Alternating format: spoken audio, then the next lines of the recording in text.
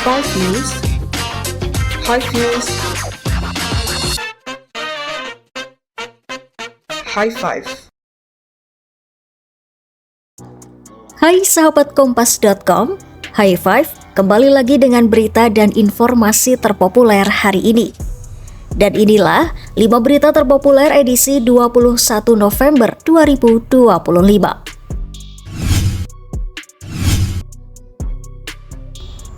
Warga Korea Selatan ikut memprotes pernyataan Perdana Menteri Jepang Sanae Takaichi soal Taiwan.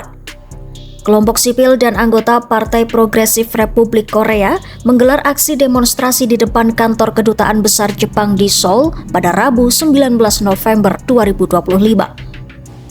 Dalam aksi itu, para peserta demo mengecam keras pernyataan Takaichi yang dianggap menyesatkan dan provokatif. Juru bicara Partai Progresif Republik Korea Shin Mi-yeon menyebut komentar Takaichi itu telah memperburuk situasi di kawasan.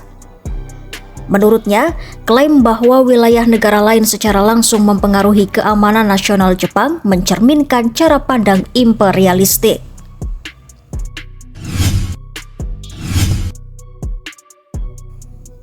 Penyebab kematian dosen Universitas 17 Agustus 1945 atau UNTAK Semarang yang berinisial D mulai terungkap. Anggota keluarga D yakni Tiwi mengatakan bahwa pihaknya sudah mendapatkan informasi lisan dari RSUP Karyadi Semarang. Hasil otopsi menyatakan tidak ada tanda-tanda kekerasan di tubuh D. Namun, dokter menemukan ada indikasi aktivitas berlebihan yang membuat jantung korban pecah.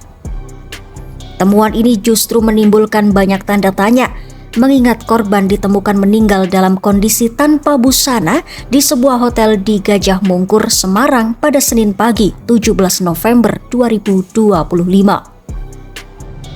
Meski pihak keluarga telah menerima penjelasan lisan, pihak Polrestabes Semarang dan Polda Jawa Tengah mengatakan hasil otopsi resmi belum diterima.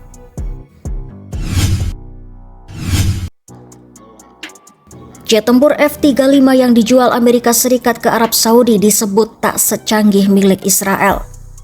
Hal itu diungkapkan para pejabat AS setelah Israel menyuarakan kekhawatiran penjualan jet tempur tersebut dapat mengganggu keunggulan militernya di Timur Tengah.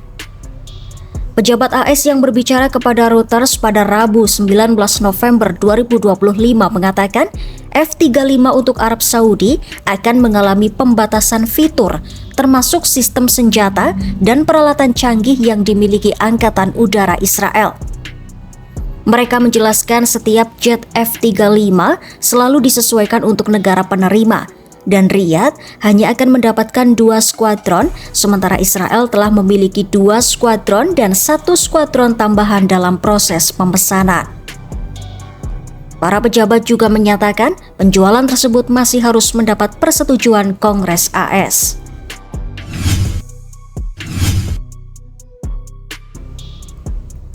Roy Suryo dan sejumlah pihak yang merupakan tersangka tudingan ijazah palsu Presiden ke-7 RI Joko Widodo dicekal ke luar negeri.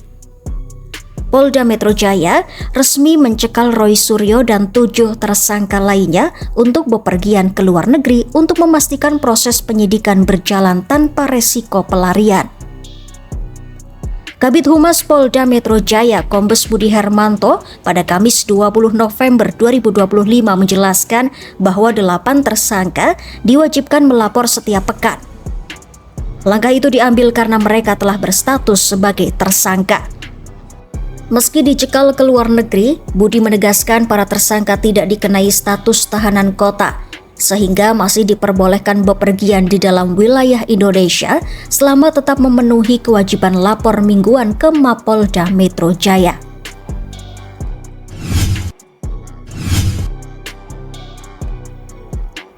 China menyentil harga diri Jepang buntut pernyataan Perdana Menteri Sanae Takaichi soal isu Taiwan. China menegaskan Perdana Menteri Li Qiang tidak akan bertemu Takaichi demi mendengar klarifikasinya di sela KTT G20 di Afrika Selatan mendatang. Hal itu disampaikan oleh juru bicara Kementerian Luar Negeri Beijing Mao Ning pada Kamis 20 November 2025. China seakan memberi sinyal kuat mendesak Takaichi mengumumkan permintaan maafnya secara luas, bukan empat mata. Tak berhenti di situ, China masih tetap pada pendiriannya, mengecam Jepang tak usah mengusik urusan internal negaranya dengan Taiwan. Itu tadi 5 berita paling populer hari ini. Kompas.com, jernih melihat dunia.